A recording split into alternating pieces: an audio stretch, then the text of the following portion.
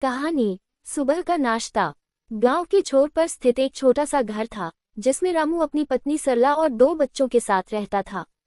रामू गांव के स्कूल में चपरासी का काम करता था और सरला गृहिणी थी।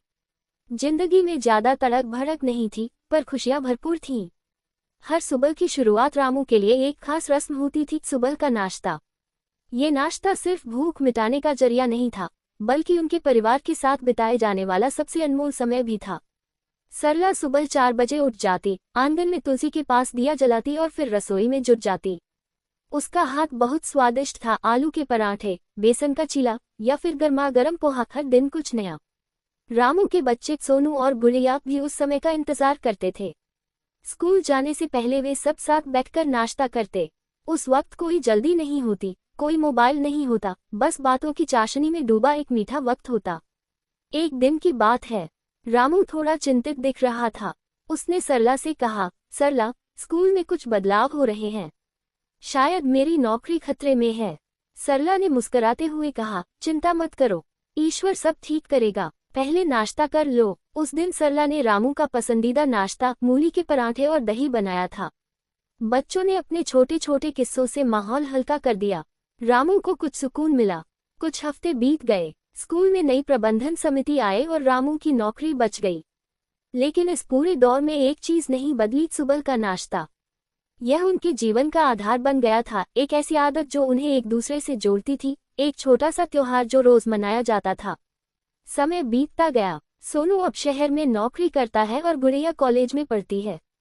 पर जब भी वे घर आते हैं, सबसे पहले पूछते हैं, माँ, नाश्ते में क्या बना है?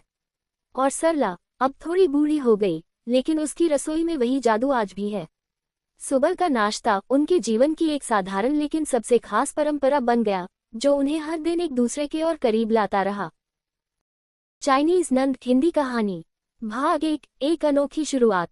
शिल्पा एक सीधी सादी भारतीय लड़की थी, जिसकी शादी मुंबई के एक प्रतिष्ठित बिजनेस फैमिली में हुई थी। उसका पति रोहित एक सॉफ्टवेयर इंजीनियर था जो चीन में एक बड़ी कंपनी में काम करता था।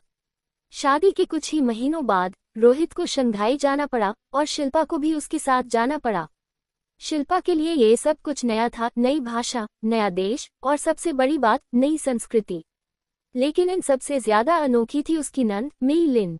मेई लिन रोहित की चाइनीज गोद ली हुई बहन थी, जिसे रोहित के माता पिता ने तब अपनाया था जब वे चीन में अपने एक प्रोजेक्ट पर वर्षों तक रहे थे।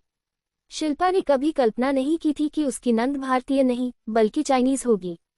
भाग 2। टकराव। जब शिल्पा पहली बार मेई लिन से मिली तो उसे लगा कि वह बहुत ही शांत और सौम्य लड़की है। लेकिन धीरे धीरे शिल्पा को महसूस हुआ कि मेई लिन हर चीज में उसकी टोका-टाकी करती है, खाने से लेकर पहनावे तक। तुम्हारा ये सूट बहुत भारी है, तुम यहाँ के मौसम के हिसाब से हल्के कपड़े पहनो, मेई लिन ने एक दिन कहा। शिल्पा को बुरा तो लगा, लेकिन उसने कुछ नहीं कहा। पर जब मेई लिन ने उसके बनाए आलू के पराठों को टू ऑयली एंड अनहेल्थी कहकर मना कर दिया, तब शिल्पा का सब्र टूटने लगा। शिल्पा ने सोचा, क्या ये मेरी नंद है या एक आलोचक? भाग 3। सच्चाई का सामना। एक दिन शिल्पा ने मेई लिन से सीधे सीधे पूछ ही लिया, तुम्हें मुझसे क्या परेशानी है? मेई लिन चुप रही, फिर कुछ देर बाद बोली, मुझे डर लगता है कि तुम रोहित को मुझसे दूर कर दोगी। बचपन से ही मैं उसके बहुत करीब रही हूँ, लेकिन अब वो हर चीज में तुम्हें पहले पूछता है।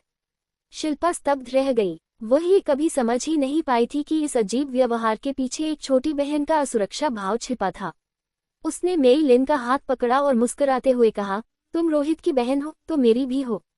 एक नंद और भाभी की लड़ाई सिर्फ फिल्मों में होती है, असल जिंदगी में हम दोस्त बन सकते हैं।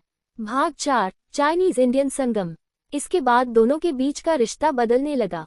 शिल्पा ने मेई लिन को समोसे बनाना सिखाया और मेई लिन ने शिल्पा को डिम्पलिंग्स और चॉपस्टिक्स से खाने की कला सिखाई। धीरे धीरे शिल्पा और मेई लिन ने मिलकर एक छोटा सा यूट्यूब चैनल शुरू किया, भारत चीन की बहनें। उसमें वे दोनों भारतीय और चाइनीज रेसिपी, फैशन और संस्कृतियों का आदान प्रदान करती थी। उनका चैनल बहुत लोकप्रिय हुआ और शिल्पा की जिंदगी में जो चाइनीज नंद कभी मुश्किल लगती थी, वही उसकी सबसे अच्छी दोस्त बन गई। सीख।